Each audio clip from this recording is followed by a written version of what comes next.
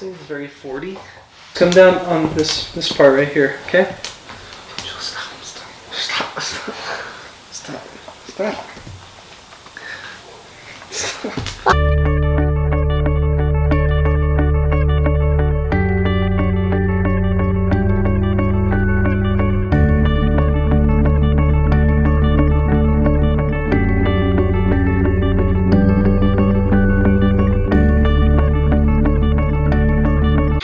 So we're gonna try to build a fort using this space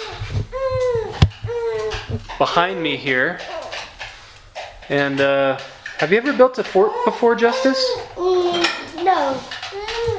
We'll see how this goes. Yeah.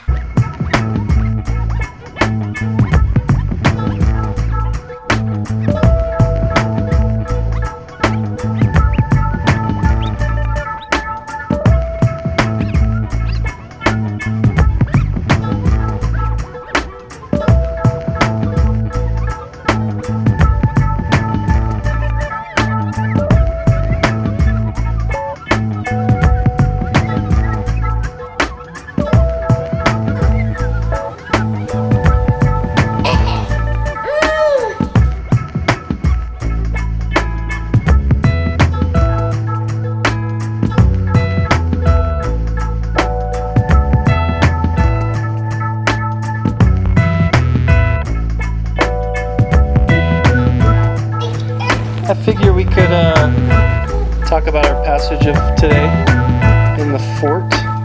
That's gonna fall. Try to fix that. Sorry if the audio gets a little messed up because it's pretty much like right up against the. That's a little bit better. Hey, get Zion there in the background. Nice. Day 88, and we're in Judges 8 and 9. Judges 8 is Gideon with his 300 warriors pursuing the king of Midian and the king of Amalek. Along their way to pursue the kings, they come across the cities of Succoth and Penuel, and they're seeking assistance because they're tired and exhausted. And both those cities deny them any help, any aid, unless they capture these two kings. They capture these two kings. They basically whip the guys of Succoth, and then they kill a number of men in this other town, Penuel, I think it's how you say it. And then Gideon tells his firstborn to kill the two kings, but he's young and he's a little nervous, so Gideon himself kills them both. Then what happens is Gideon makes an ephod, and he sets this ephod up in the city that he lives in.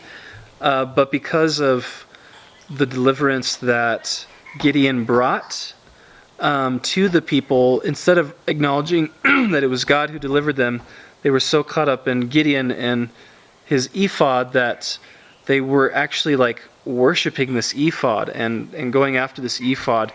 And it eventually became like a snare to Gideon and his family and the people.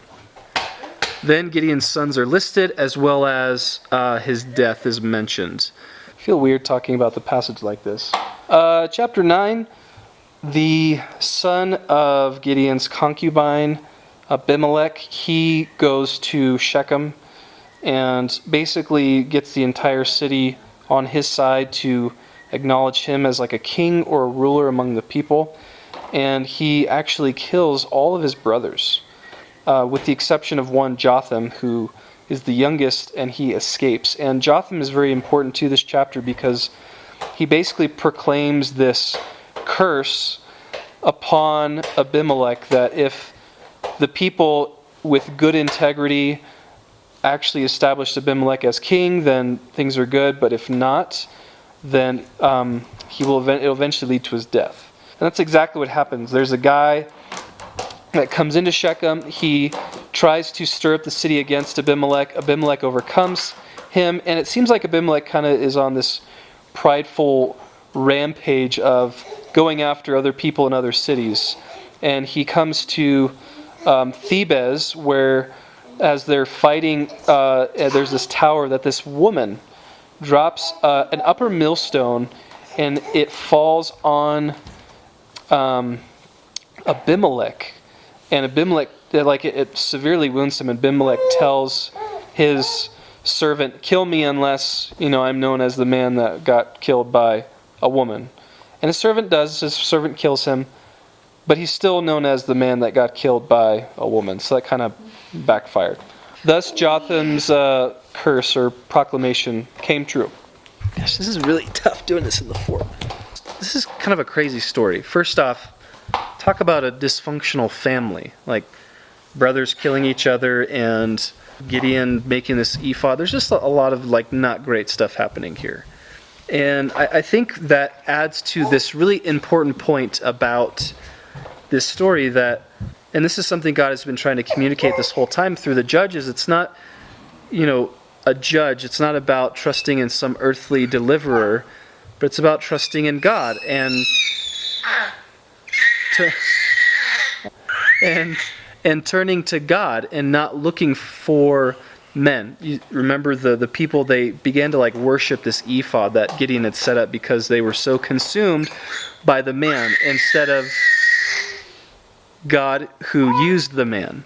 And the whole story of Abimelech is just a reminder of God being in control in the midst of all the chaos and the dysfunction and the craziness that is going on in the nation at this time. And that He has a plan, He has a purpose, and He's going to make it come to pass, even if everything around that is happening seems like the opposite is going to take place. It's really important to trust in God, to not follow man. Even this vlog, the heart of it is we want to point people to Jesus. We want to point people to God. We don't want to point people to a particular person or to an organization or any type of earthly entity.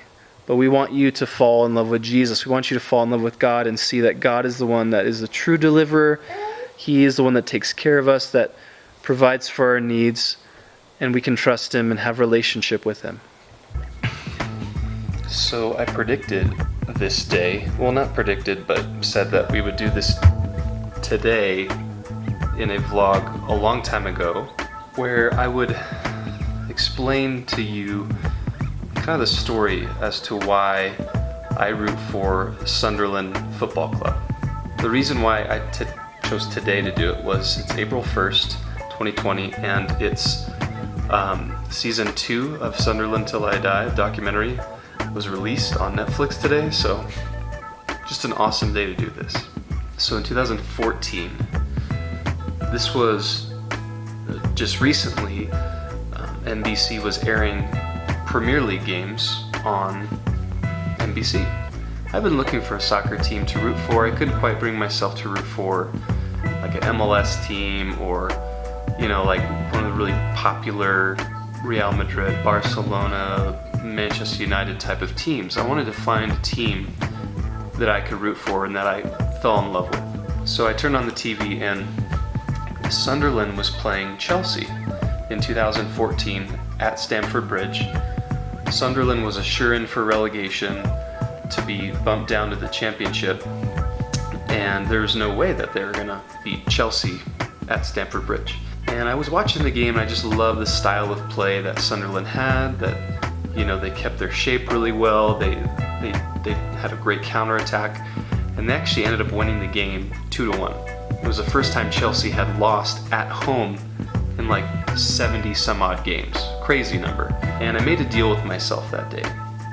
Because Sunderland were a sure-in for relegation that season, to be moved down that season, I was like, if somehow, by some miracle, they can avoid being relegated this season, I will become a Sunderland fan. There was no way that they were going to avoid relegation. It was sure, and it was going to happen. They were way just at the bottom, and not only at the bottom, but their last several games that they had were against top tier teams. There was no way they're going to win them. Sure enough, they tied a certain number of games and won a certain number of games, and they miraculously avoided relegation that season, and I became a Sunderland fan. That's the story. Yeah, they're in League One right now. In 7th place in League One, which means that they're not in a promotion spot currently.